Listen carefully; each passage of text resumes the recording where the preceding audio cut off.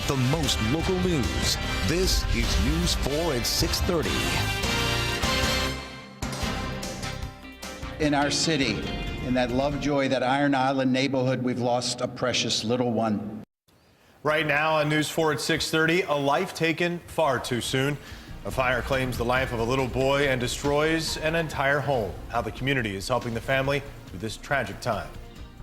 And we have winter weather advisories in place tonight that last all the way through tomorrow afternoon. Coming up, we'll talk about how much snow you can expect and when it will be the worst.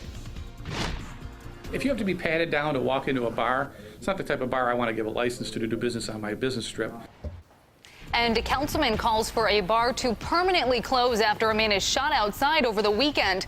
What he says the bar needs but will never get. Good evening. Thanks for joining us tonight at 6:30. Christy is off. I'm Callan Gray. And I'm Dave Graber. We'll have those stories in just a couple of minutes. But first, we need to talk about some snow that will eventually blanket all of western New York. As a result, a winter weather advisory now in place.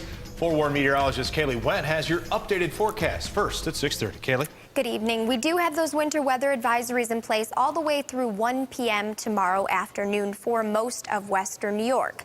Now, what that means for you at home is that tonight not going to be so bad, but through the overnight into early Tuesday morning, that's when we are expecting the bulk of this snow to arrive, and that is not good news for that early morning commute tomorrow. So here's a look at everywhere that's under the advisory. It's really all of western New York and northern Pennsylvania. And just within the last hour or so, we have started to see this radar really fill in. Earlier on, just the snow made its way across Niagara County, but for now, starting to move into Chautauqua, Cattaraugus, McKean and Potter County, even portions of Erie County. Now, so far, the flurries have been pretty light, but as we move through the evening tonight, they're going to reduce visibility. And you'll notice what we're expecting. Over the Niagara Peninsula there, visibility has been reduced down to about 1 or 2 miles, and that's where snow has been falling heaviest at this point. Those numbers are going to be moving into western New York late tonight and will potentially look that way for early tomorrow morning. It's all because of this system that we've been watching circulating that's going to continue to move into western New York. It has been a little bit slower than we initially thought, but by about 9 or 10 o'clock this evening, all of that going to be well over the region and will bring about 2 to 4 inches of snow for most of you. After that, we'll tack on those numbers by sunrise tomorrow. So that's what we're going to focus in on in my full foreign forecast in just a few minutes.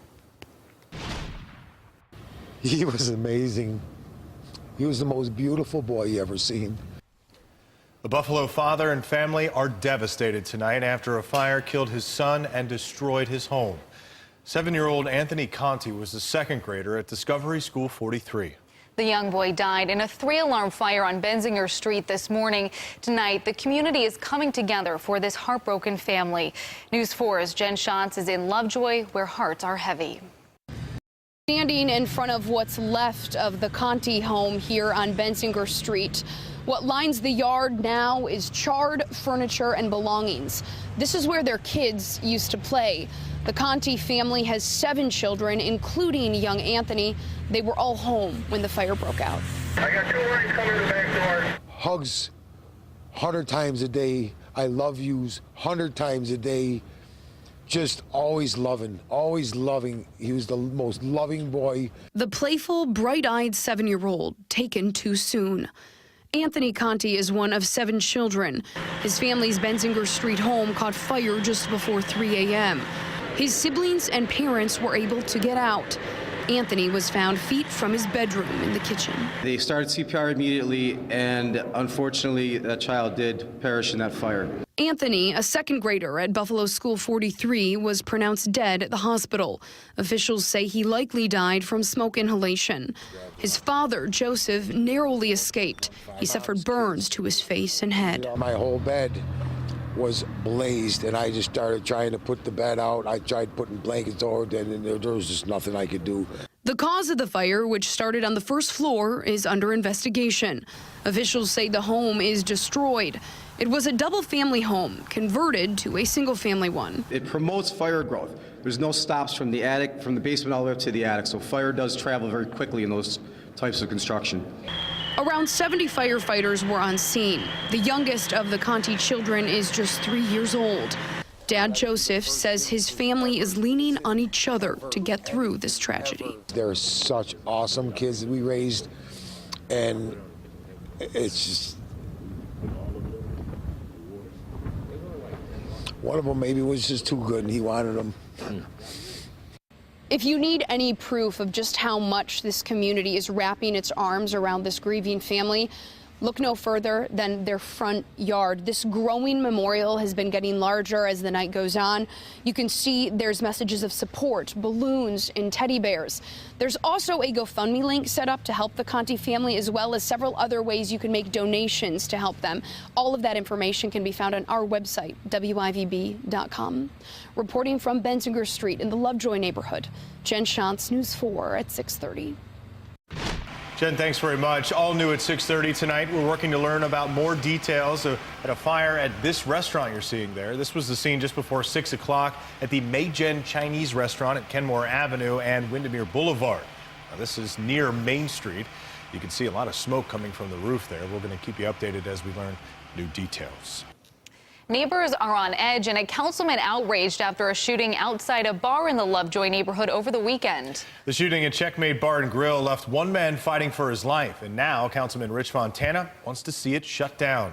The shooting happened just before 3 o'clock Saturday morning. Police shut the bar down, and at this point, it's only temporary, but that could change.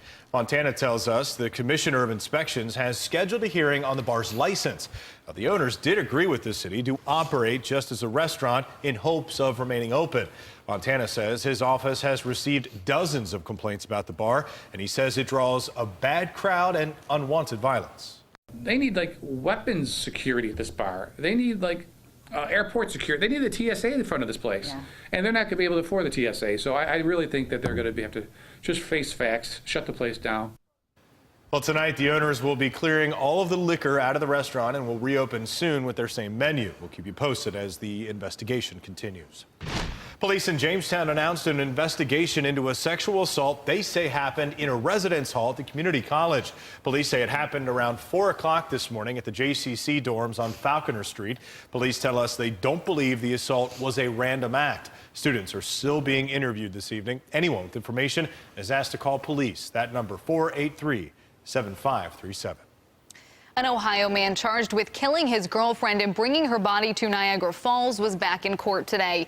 Jayshawn Elliott is accused of murdering Anvia Mickens in August. Police believe he killed her in Youngstown, Ohio, and then fled to the falls. Her body was found in the trunk of his car. Her family was in court today and say the process has been difficult. I think it's really difficult, and I think, it does drag on. It's really painful to go through this process. But we understand that Anvia went through a lot more pain than we're experiencing right now. She was stabbed more than 20 times and strangled. Elliott is being held on $2 million bail. Erie County's former commissioner of social services paid for hundreds of dollars in drinks the night police say he raped one of his employees. That's according to a hotel receipt from that night obtained by News 4. Al Dershberger and 4 other county employees traveled to Albany December 5th to attend the New York State Permanency Summit.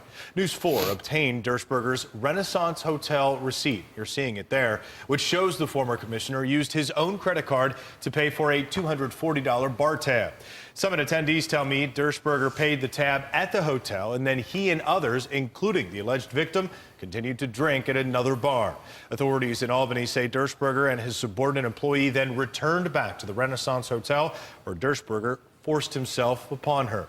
He's charged with third-degree rape and criminal sex act. Beloved Buffalo Bill Eric Wood won't be returning to the football field, at least in the same capacity. The Bills center suffered a serious neck injury, ending his playing days in the NFL. Wood addressed the media today for the first time since the announcement was made. Wood says he found out about the injury just an hour before his son was born. He says during his exit physical, doctors discovered a disc was dangerously close to his spinal cord. He says the news was hard to take right before he was set to play his first playoff game. Still, he says his football days are not completely over. Although I will no longer be cleared to play football, I'm still on the Bills roster and look forward to helping out the team in some capacity. Wood says even with further treatment, he still would not be able to play. Sports director Josh Reed will have more on this coming up in sports. Almost each and every time I received treatment from Larry, from that moment on, he would molest me. Straight ahead at 6:30, the conversation happening in Washington following the Larry Nassar case and how our organization here is raising awareness about sexual assault.